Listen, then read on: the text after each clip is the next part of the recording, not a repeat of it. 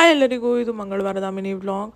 ಮಂಗಳವಾರ ಸ್ವಲ್ಪ ಇವತ್ತು ಪೂಜೆ ಲೇಟಾಗೇ ಮಾಡ್ಕೊಳ್ಳೋಣ ಅಂದ್ಬಿಟ್ಟು ಫಸ್ಟು ಮಕ್ಕಳನ್ನ ಎಬ್ಬಿಸ್ತಾ ಇದ್ದೀನಿ.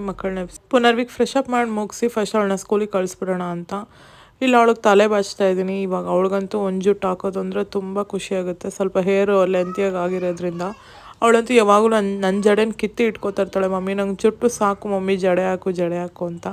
ಅದಕ್ಕೆ ನಾನು ಸ್ವಲ್ಪ ದಿನ ಕಾಯಿ ಬೆಳೆಯುತ್ತೆ ಅಂದ್ಬಿಟ್ಟು ಅವಳಿಗೆ ಸಮಾಧಾನ ಮಾಡಿ ಅದಾದಮೇಲೆ ಇವತ್ತು ಬೆಳಗ್ಗೆನೇ ಬಸ್ಸಾರು ಮಾಡಿದೆ. ಯಾಕೆ ಅಂತ ನಾನು ಆಮೇಲೆ ಹೇಳ್ತೀನಿ.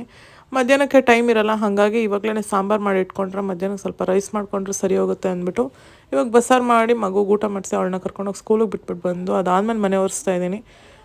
ಎಲ್ಲ ಕೆಲಸ ಮುಗಿಸ್ಕೊಂಡು ಇವಾಗ ಬಂದು ಪೂಜೆ ಮಾಡಿ ಮುಗಿಸಿ ಪುನರ್ವಿನೋಗಿ ಕರ್ಕೊಂಬಂದಿದ್ದಾಯಿತು.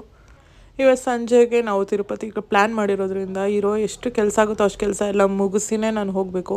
ಇಲ್ಲಾಂದರೆ ಮತ್ತೆ ಬಂದರೆ ನಮಗೆಲ್ಲ ಕಾಯ್ತಾ ಇರ್ತವೆ. ಬಂದಿದ ತಕ್ಷಣ ಸ್ಟ್ರೆಸ್ ಆಗಿರೋದ್ರಿಂದ ಬಂದಮೇಲೆ ಈ ಕೆಲಸ ಎಲ್ಲ ಮಾಡ್ಕೊಂಡು ಕೂರೋದಕ್ಕಾಗಲ್ಲ. ಅಲ್ಲಿಂದ ತೊಗೊಂಬಂದಿರೋದೇ ಒಂದು ರಾಶಿ ಬಟ್ಟೆ ಇರುತ್ತೆ. ಹಾಗಾಗಿ ಇದೆಲ್ಲ ಕೆಲಸ ಮುಗಿಸ್ಬಿಟ್ಟು ಹೋದ್ರೆ ಸರಿ ಹೋಗುತ್ತೆ ಅಂದ್ಬಿಟ್ಟು ಅದಾದಮೇಲೆ ನಮ್ಮದೆಲ್ಲ ಬಟ್ಟೆ ಪ್ಯಾಕಿಂಗ್ ಎಲ್ಲ ಮುಗ್ದಿತ್ತು. ಇದಾದಮೇಲೆ ಮಕ್ಕಳು ಏನು ಬೇಕೋ ಅದೆಲ್ಲ ಅವಳದೆಲ್ಲ ಆಲ್ಟ್ರೇಷನ್ ಮಾಡಿ ಆ ಬಟ್ಟೆ ಎಲ್ಲ ಎತ್ತಿಡ್ತಾಯಿದ್ದೀನಿ. ನಾವಿಬ್ಬರೇ ಹೋಗೋವಾಗ ಒಂಥರ ಆಯಿತು. ಇವಾಗ 4 ಜನ ಇದೆ, ಫಸ್ಟ್ ಟೈಮ್ ಹೋಗ್ತಿರೋದು. ನನ್ನ ಮಕ್ಕಳಂತೂ ನನಗೆ ಕೋಪ್ರೇಟ್ ಮಾಡಲ್ಲ ಅಂತ ಗೊತ್ತು. ಬಟ್ ಎನಿ ಕಾಸ್ಟ್ ಶಾರುಗೆ ಮಡಿ ಕೊಡೋದ್ರಿಂದ ಹೆಂಗಾದ್ರೂ ಮಾಡಿ ಕರ್ಕೊಂಡು ಹೋಗಲೇಬೇಕು. ಆದ್ದರಿಂದ ಇವಾಗೆಲ್ಲ ಕೆಲಸ ಮುಗಿಸ್ಕೊಂಡು ಮಗುಗೆಲ್ಲ ರೆಡಿ ಮಾಡಿ ಇವಾಗ ಅವ್ರಿಗೆ ಯಾಕೋ ನಿದ್ದೆ ಬಂದಂಗೆ ಆಯಿತು ಅನಿಸುತ್ತೆ. ಹಾಗಾಗಿ ಸ್ವಲ್ಪ ಹೊತ್ತು ಮಲಗಿಸ್ಕೊಂಡ್ರೆ ಬಸ್ಸಲ್ಲಿ ಮತ್ತೆ ಗಲಾಟೆ ಮಾಡಲ್ಲ ಅಂದ್ಬಿಟ್ಟು ಅವ್ರು ನೋಡಿದ್ರೆ ಮಲಗೆ ಎಲ್ಲ ಸಂಜೆ ಆಗ್ತಿದ್ದಂಗೆ ಕ್ಯಾಬ್ ಬುಕ್ ಮಾಡಿಕೊಂಡು 8 ಗಂಟೆ ಹಂಗಿತ್ತು. ಅಲ್ಲೊಂದ್ಮೇಲೆ ಸ್ವಲ್ಪ ಲೈಟಾಗಿ ಏನಾದರೂ ಊಟ ಮಾಡ್ಕೊಂಡು ಹೊರಡೋಣ ಅಂತ ರೊಟ್ಟಿ ತಿನ್ಕೊಂಡು ಪ್ರಯಾಣ ಶುರು ಮಾಡಿದ್ವಿ. Thank you.